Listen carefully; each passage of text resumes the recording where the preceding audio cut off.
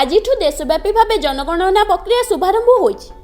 ଦୀର୍ଘ 16 ବର୍ଷ ପରେ ପୁଣି ଥରେ ଏହି ବୃହତ୍ତମ ସର୍ଭେ ଆରମ୍ଭ ହୋଇଥିବାରୁ ଏହାକୁ ନେଇ ସମସ୍ତଙ୍କ ମଧ୍ୟରେ ଉତ୍ସୁକତା ଓ ଆଗ୍ରହ ଦେଖିବାକୁ ମିଳୁଛି।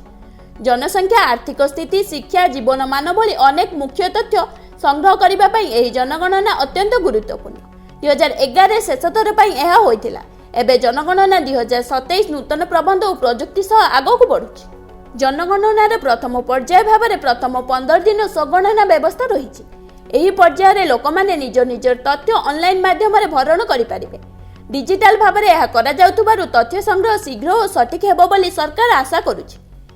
ଏହା ସହିତ ଲୋକଙ୍କୁ ସୁବିଧା ଦେବା ପାଇଁ ସରଳ ଏବଂ ସୁରକ୍ଷିତ ପ୍ଲାଟଫର୍ମ ମଧ୍ୟ ଉପଲବ୍ଧ କରାଯାଇଛି।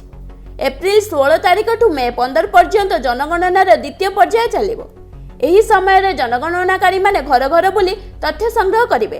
ଯେଉଁମାନେ ସ୍ୱଗଣନା କରିପାରିନଥିବେ ସେମାନଙ୍କ ତଥ୍ୟ ଏହି ପର୍ଯ୍ୟାୟରେ ନିଆଯିବ। ସରକାର ଏହି କାମ ପାଇଁ ପ୍ରଶିକ୍ଷିତ କର୍ମଚାରୀ ନିଯୁକ୍ତି କରିଛନ୍ତି, ଯେଉଁମାନେ ସଠିକ୍ ଓ ପୂର୍ଣ୍ଣ ତଥ୍ୟ ସଂଗ୍ରହ କରିବେ। ଏହି ଜନଗଣନାରେ ମୋଟ 33ଟି ପ୍ରଶ୍ନ ଲୋକଙ୍କୁ ପଚରାଯିବ। ଏଥିରେ ପରିବାରର ସଦସ୍ୟ ସଂଖ୍ୟା, ଶିକ୍ଷା ତଥ୍ୟ, ଚାକିରି, ଆୟ, ଘରର ପ୍ରକାର, ପାଣି ଓ ବିଦ୍ୟୁତ୍ ସୁବିଧା ଭଳି ଅନେକ ମୁଖ୍ୟ ବିଷୟ ରହିଛି।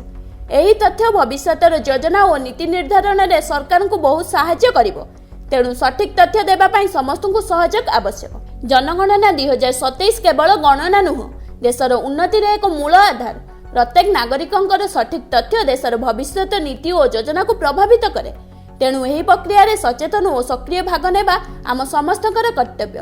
ସଠିକ୍ ତଥ୍ୟ ଓ ସୁସଂଗଠିତ ଯୋଜନା ଓ ଉନ୍ନତ ଭାରତ ପାଇଁ ଜନଗଣନା ହେଉଛି ଏକ ମହତ୍ତ୍ୱପୂର୍ଣ୍ଣ ପଦକ୍ଷେପ।